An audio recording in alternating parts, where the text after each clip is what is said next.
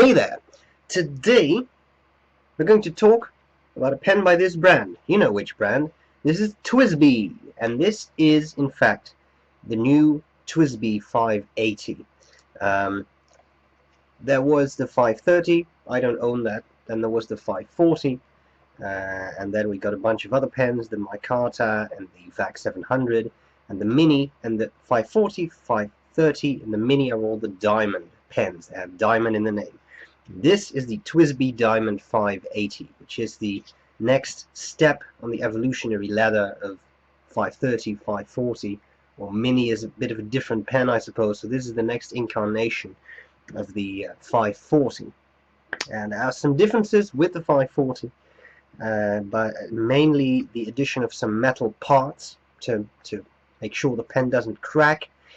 I'm not going to go into all of those details. I just saw a video by Brian Goulet, Goulet Pen Company. He does a fantastic job in comparing the 540 and the 580, and he goes through painstaking detail of every little thing that changed. So if you're interested in that, please check out his video. His channel is called The Ink Nouveau. You can find it, and if you're watching this video, I think you know his channel. Okay, packaging, simple cardboard box. You open it up, got a little bit of foam like pad. Then you have some other stuff in there. You get 2 sheets of paper. There's some more of that foam padding.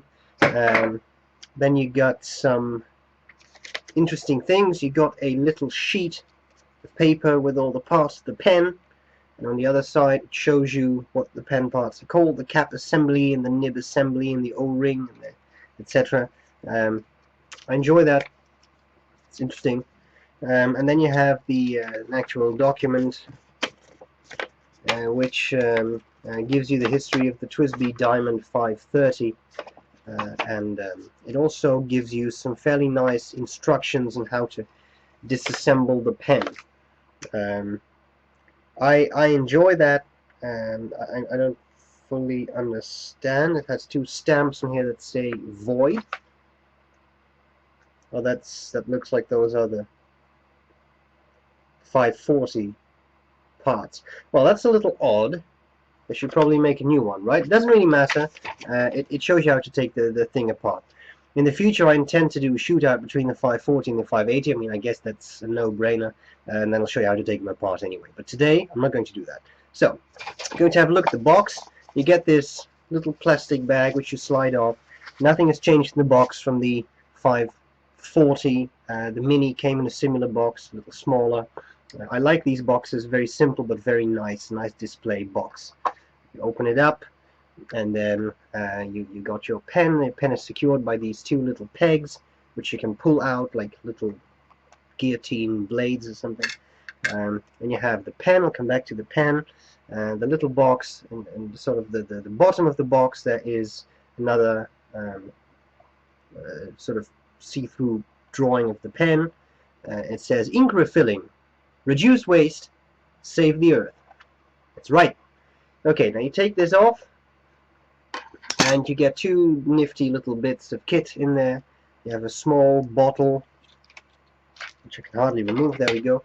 A bottle of silicone grease. This stuff is pretty liquid silicone grease. You can use that to lubricate your piston. And you have the TWSBI wrench, and it has a sort of shrink wrap blue stuff on there. Now, I take it off usually, but this time I left the letters covered. I think these blue letters, I thought that looked funky. Alright, so that's enough about the box. I've been talking for 4 minutes now, and I am only now really actually showing you the pen. Here we have the pen. I think it's roughly the same size as the 540 because nothing has really changed there. It doesn't hold more ink, it doesn't know anything of that. So, as I said, they changed some of the bits. There's some metal parts were added to make sure the pen doesn't crack, because there have been some issues with TWSBI pens cracking in the past. What I'm going to do now is discuss the parts of the pen. I'll tell you what I like about it, what I don't like about it, and I'll do a writing sample. And that's it. Okay, we start on top of the cap. On top of the cap you get that nice TWSBI logo. I like that. I think it's a nice touch that they put that on there. And it's very crisp. It's very nice. It has some depth to it. Okay, now we have the clip. The clip has changed a little bit. I said I wouldn't go into too much detail of the between the 540 and the 580 differences, but still, on top of the clip, I have a little bit of a facet, and I kind of enjoy that. I think it's nice. Sort of fits in with the whole diamond approach and all these facets. Okay, the clip is pretty springy, opens up nicely, not too tight, but not too loose either. That's a good thing. Then we have the center band. The center band has focus, the word Diamond 580 on there, and on the other side it says TWSBI in this sort of, I'm not sure how close I can take this exactly, but this is a nice sort of powdered steel look. It has some texture to it when you touch those letters. I like that. The rest of it is fairly shiny, nice broad center band. I think it looks very cool. Okay, then we have the barrel. Clearly the pen does not come inked. I've inked it up. This is a clear demonstrator version, so this is not the color of the pen, it's the color of the ink inside. The barrel is faceted. It's probably going to be difficult to show you that. Oh look, you can actually see it a bit. There's some facets on the barrel. Some bits are flat and then you have some edges. Okay, and then we have the piston mechanism, which I cannot really operate here because the pen is inked up, but there is a little bit of an air bubble, so I can probably do this. Let me see if I can focus a bit. So what you would do is you would twist the knob here, and as you can see, the ink level then rises, and that's how you would draw up ink. Most of you probably know that. So there's a big piston in there, moves up and down, draws up ink. Lot of ink in this pen. Okay, then we have the section. Well, maybe end up with that. Let's first go to that piston turning knob. You have the knob, bit of metal there. That metal ring, that's new. So that's one of the anti-cracking things they have added. And then we go to the section. The section is pretty nice to hold. I find that a pleasant shape. It has a metal ring at the end, and then it has the nib. You want to see the nib. The nib says TWSBI. It has that logo again. It says 1.5 because I got a 1.5 millimeter nib. I thought, I've got a couple of TWSBIs now, and I want an extreme nib. And, well, that's what I got. You see that in the writing sample. I like the nib design. Fairly simple, bit of scroll work. This is a Jovo nib, not the old Bock nibs, which I appreciate. I found the Bock nibs to be a little bit on the dry side in the TWSBI pens, and this nib is very nice. Very nice, wet, pleasant, smooth, pleasant to use. So that's cool. I think that pretty much covers it. So you have this metal ring here, another anti-cracking measure, and that's pretty much all there's to it. So what do I like about the pen? What do I not like about the pen? Well, my first contact with TWSBI was on a pen show here in the Netherlands. Someone else gave me his 540, and I tried it out, and I was immediately sold. And I bought one pretty much as soon as I got home. Very pleasant pens. I think they look cool. They look a bit flashy, a bit high-tech. They have very nice nibs. I have used medium broad, and now there's 1.5 millimeter stub nibs.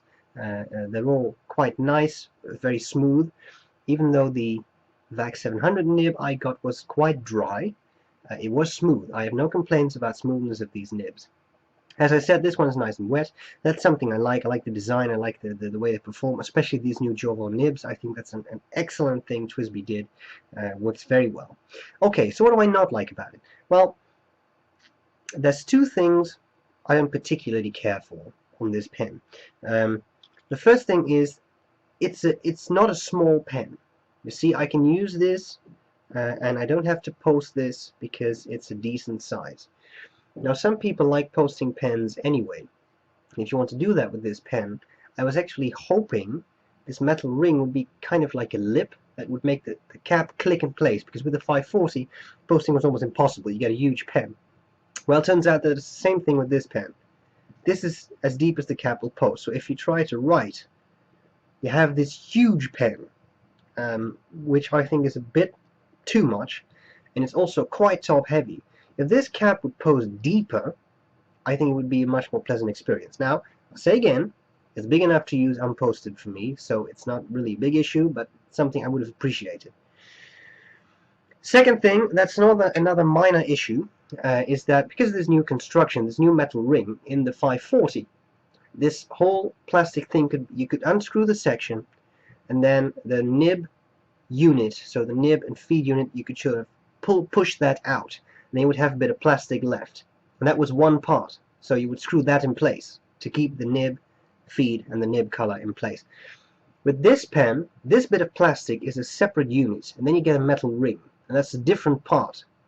The problem with that is that you can rotate it. You see, I'm not unscrewing the pen now, I'm just rotating it. This bit will stay stationary, and the whole pen rotates. Is that a big issue? Well, no, because it's not very loose. So it's not, I didn't experience that if I'm writing, the whole pen rotates and you end up with the nib upside down. It didn't really happen with me. But it feels a bit weird to me. And when you want to unscrew it, you really have to grab that metal bit. Otherwise, you can just keep twisting this, and the unit will not unscrew. I think that's a little bit odd, but that's all there's to it. It's not really a big issue. Okay, so there you have it. The TWSBI Diamond 580, sorry. I think we need to see how this pen writes. So that's what we're going to do next. I hope this was useful, and I'll see you later. Bye-bye. Alright, so here we go with the TWSBI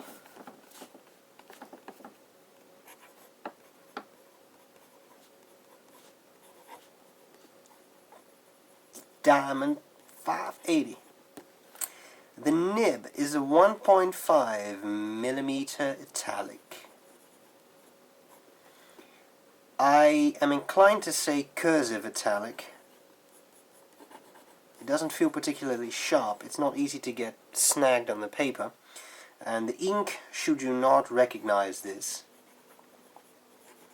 is the beautiful Apache Sunset by Noodlers.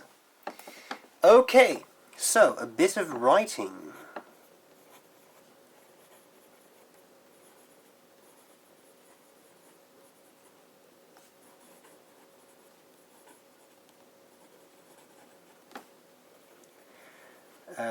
The nib is smooth. It gives a smooth performance.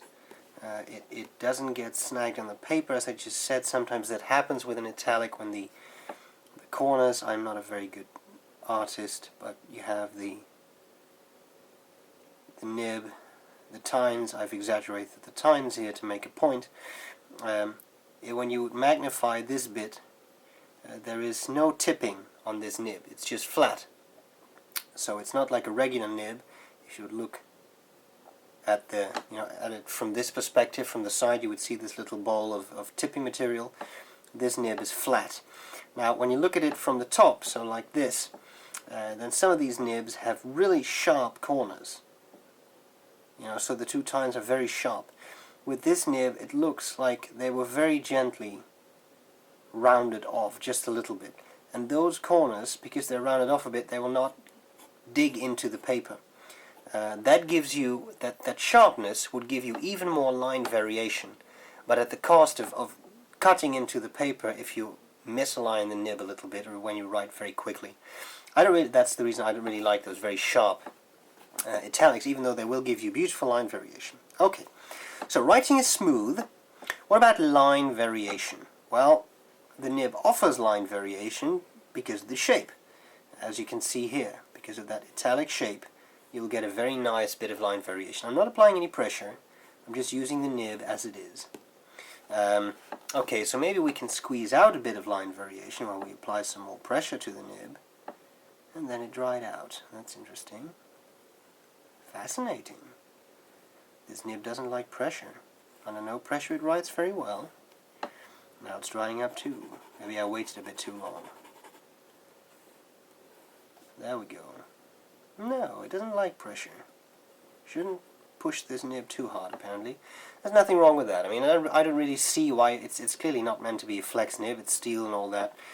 And also, as I said, it will give you line variation just by the way it's cut. So that's good. How about wetness? This is fairly absorbent Rhodia paper. So wetness is a little bit hard to assess.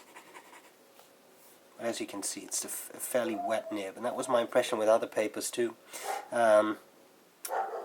being such a broad nib, it will definitely lay down a wet line and will give you a nice even patch of ink, which I appreciate a lot. So that's all pretty cool. I like the way it works, I like the way it handles, I like the way it looks. I think this is a very nice pen. I love this new incarnation of the TWSBI Diamond. And I hope you enjoyed the review of the pen. So, that was all there's to it. I'll see you later. Bye bye.